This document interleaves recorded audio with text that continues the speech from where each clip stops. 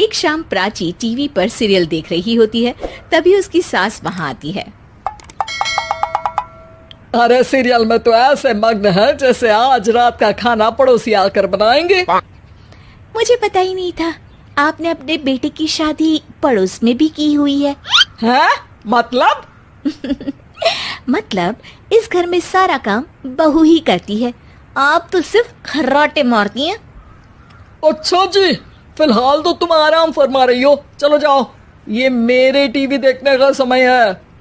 आहा, इसीलिए मुझे भगाया जा रहा है। सॉरी, अब तो बिल्कुल नहीं जाऊंगी। प्राची की इस बात पर दोनों सास बहू के बीच टीवी रिमोट के पीछे बच्चों जैसे छीना झपटी शुरू हो जाती है, जिसके बीच श्लोक भी काम से घर वापस आ जाता है। आज मेरी चूहे बिल्ली की जोड़ी किस बात पर झगड़ रही है? अरे तेरे बीवी मुझे टीवी ही नहीं देखने दे रही। अरे तुम्हारी मम्मी मुझे खाना बनाने के लिए फोर्स कर रही है। अरे वाह, ऐसे बेतुके रीजन पर तो बच्चे भी झगड़ा नहीं करते। अरे मुझे कुछ मत बोल, सब इसने ही शुरू किया है। हाँ हाँ, जैसे आप तो बहुत दूध की धूली है ना। अरे बस, दोनों चुप। प्राची जाओ, खाने की तैयारी करो। और माँ तुम छोड़ो, तुम्हें क्या बोलूं, शांति से अपना सीरियल देखो, मुझे दोबारा लड़ने की आवाज सुनाई नहीं देनी चाहिए। ऐसा बोलकर श्लोक वहां से चला जाता है, जिसके पीछे पीछे प्राची भी कुछ न कुछ बड़बड़ाते हुए रसोई में चली जाती है। हाँ हाँ, सासू जी को तो कुछ बोलेंगे ही नहीं, बस मुझ पर ही हुक्म चलता है, खाना बनाओ, जैसे मैं इनके घर में खाना बनाने के लिए आई हूँ। इसी तरह शाम बीतती है और रात को श्लोक और प्राची की सास खाना खाकर सोने चले जाते हैं, लेकिन प्राची गुस्से में कुछ खाए बिना काम में ही लगी रहती है। इस घर में किसी को घंटा फिक्र नहीं पड़ता, मैं खाऊं या भूखी रहूं। प्राची कुछ देर के लिए रसोई से बाहर जाती है और जैसे ही वापस आती है तो वहां दूध का भरा ग्लास देखकर हैरान रह जाती है। फिक्र पूरी है, बस दिखाना नहीं है। प्राची दूध पीकर सोने चली जाती है और अगली सुबह एक बार फिर सास बहू का कार्टून नेटवर्क स्टार्ट हो जाता है। ये तुमने ही किया है। अरे अजीब जबरदस्ती है, मैं बोल रही हूँ मैंने कुछ नहीं किया। दोनों ने मिलकर पूरे घर को पागल खाना बनाया हुआ है। यहाँ कोई नॉर्मल इंसान तो रह ही नहीं सकता, इसीलिए अब पड़ोसी क्या रिश्तेदार भी घर आने से कतराते हैं।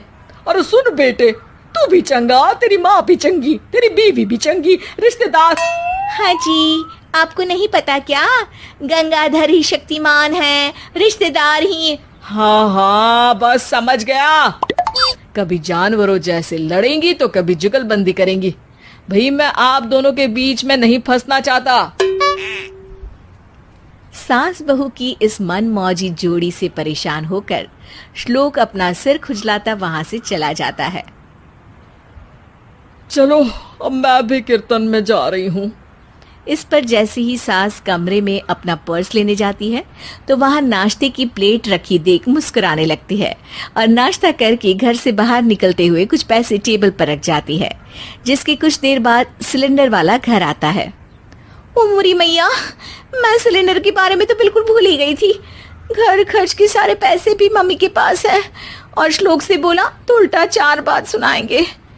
प्राची ये सोच ही रही होती है कि अचानक उसका चेहरा चमक उठता है और वो घर में आकर इधर उधर देखने लगती है। तभी उसकी नजर टेबल पर रखे पैसों पर पड़ती है, जिन्हें वो सिलेंडर वाले को दे देती है। ये सब श्लोक देख लेता है। अच्छा बेटे, इतना बड़ा घोटाला, सबके सामने मैं तेरी दुश्मन और पीठ पीछे तेरी मेरी यारी। इस पर श्लोक एक प्लान बनाता है और शाम को सब एक साथ बैठे होने पर बोलने लगता है। माँ, तुम दोनों की बहुत लड़ाई होती है, इसलिए मैं सोच रहा हूँ कि प्राची को उसके घर छोड़ाऊं, इससे वो भी खुश रहेगी और तुम भी। अचानक श्लोक की ये बात सुनकर सास बहू शौक से उसकी तरफ देखती हैं। अरे ऐसे कैसे घर छोड़ाओगे, मुझे कहीं नहीं जाना। अरे तुमने बोला नहीं पर मैंने सुन लिया, तुम्हें मम्मी के साथ रहना अच्छा नहीं लगता, मुझे पता है। अरे वो अरे, जब बहू खुद कुछ काम बोले तो वो तुझे सुनता नहीं, और अब जो इसने बोला ही नहीं वो तू समझ गया। जब उसे नहीं जाना तो फिर जबरदस्ती क्यों कर रहा है? अच्छा, फिर आपको मौसी के घर छोड़ाता हूँ, बस अब आप दोनों एक घर में एक छत के नीचे नहीं रह सकती। मैं इस टॉम एंड जेरी की जोड़ी को और नहीं झेल सकता। है? ऐसे कैसे नहीं रह सकते? तुम्हें इतनी दिक्कत है तो तुम्हारा बोरिया बिस्तर पैक कर देती हूँ, लेकिन मम्मी जी कहीं नहीं जाएंगी। बिल्कुल यही सुनना था मुझे। अगर दोनों में इतना ही प्यार है फिर हर वक्त ये लड़ाई का नाटक क्यों करती हो? देखा मैंने कैसे माँ किचन में दूध रखती है और तुम उनके लिए कमरे में नाश्ता रखती हो, और कैसे वो पहले ही तुम्हारी दिक्कत समझकर घर में पैसे रखकर बाहर जाती है। अरे भाई, इतना ड्रामा तो डेली सोप में भी नहीं होता जितना तुम दोनों ने इस घर में फैलाया हुआ है। तू हमें टॉम एंड जेरी बोलता है ना, तो याद कर वो दोनों भी एक दूसरे को बाहर वालों की बुरी नजर से बचाने के लिए हमेशा सबके सामने लड़ते थे, लेकिन अकेले में दिक्कत के समय मदद भी तो करते थे। बस हमारा रिश्ता भी कुछ ऐसा ही है। और वैसे भी अगर सास बहू में तू मैं नहीं होती तो दुनिया वालों को कहानियां कैसे मिलेंगी?